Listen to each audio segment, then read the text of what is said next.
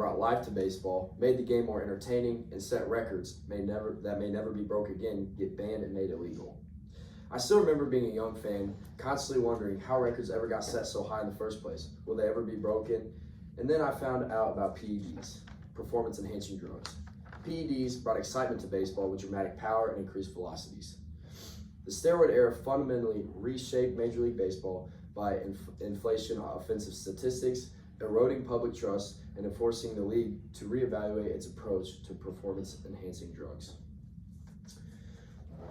During the steroid era, it undoubtedly made the MLB more explosive and action-packed. PEDs enhanced strength and recovery time. It allowed players to hit the ball and throw the ball harder. It displayed a jaw-dropping action that attracted media and fan attention. What is a PED? A PED, a performance-enhancing drug, also known as steroids, are substances used to improve athletic performance, build muscle mass, and increase strength, or enhance physical appearance beyond natural potential. In his 2007 article, Ben Walker of Diamond Debate states, "When it came to making baseball popular again and turning it into a booming business, nothing did the job more or better than like hitting home runs, particularly 500-foot home runs.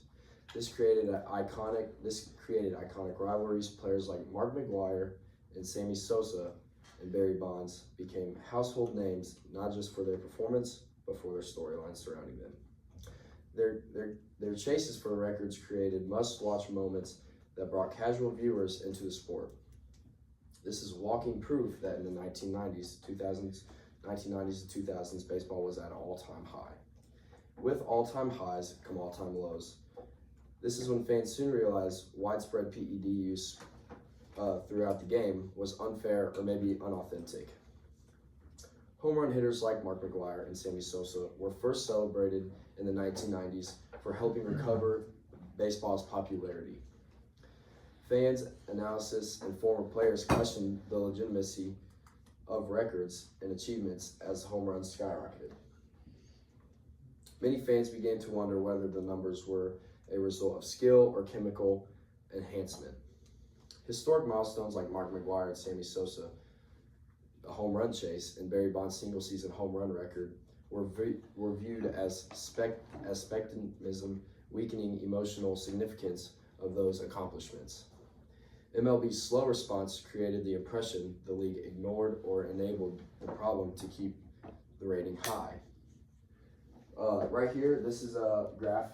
Right here in this highlighted area, you can see these are home runs, how many are being hit a year. And as you can see, during the late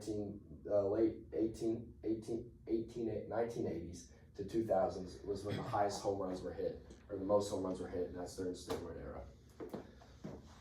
And then this is Mark McGwire before steroids and after steroids. That guy looks like he can hit a baseball a lot further than the first guy. In his 2020 article, Ian Wilson states that I don't like Bonds and Clemens. As good as they were at baseball, they often came across repugnant, selfish, and generally unpleasant in their dealings with those around the game. This is when many players, like Jose Canseco, Roger Clemens, had congressional hearings. Many players admitted to steroid use and got major penalties. The University of Missouri St. Louis scholar Jeff Hankey of 2007 states that baseball commissioner and team owners are tackling players' steroid problem too late. With major steroid use penalties came with Hall of Fame controversy. Hall of Fame players like Barry Bonds, Mark McGwire, Roger Clemens, Alex Rodriguez, and Sammy Sosa have faced long-term Hall of Fame resistance. The debate centers on whether enhanced accomplishments should count as legitimate baseball achievements. In 2014, Eric Reyes of Hum Baby stated that Bonds, like Clemens, could have retired at a certain point before he ever touched steroids and would have easily been inducted into the Hall of Fame on first ballot. So this graph, or this chart right here states like the respondents. So the respondents are the people who make up the Hall of Fame, like the votes and like what they think if the player's record should stand during the steroid era or not. And this is just kind of the percentage of what fans versus the respondents believe in. So right here, records should stand. You know, it's lower than typical because it shouldn't really be a question whether or not, because they shouldn't be on steroids in the first place.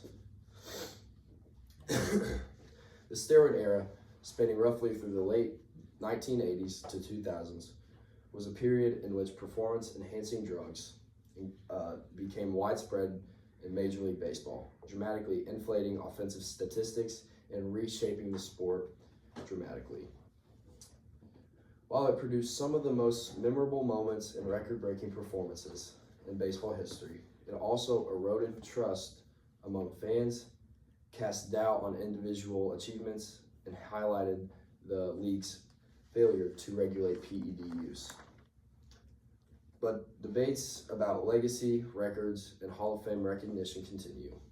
Until the steroid era stands as both before a cautionary tale about unchecked competitive pressure and pivotal turning point that forced baseball to confront issues of ethics, oversight, and fairness. Thank you.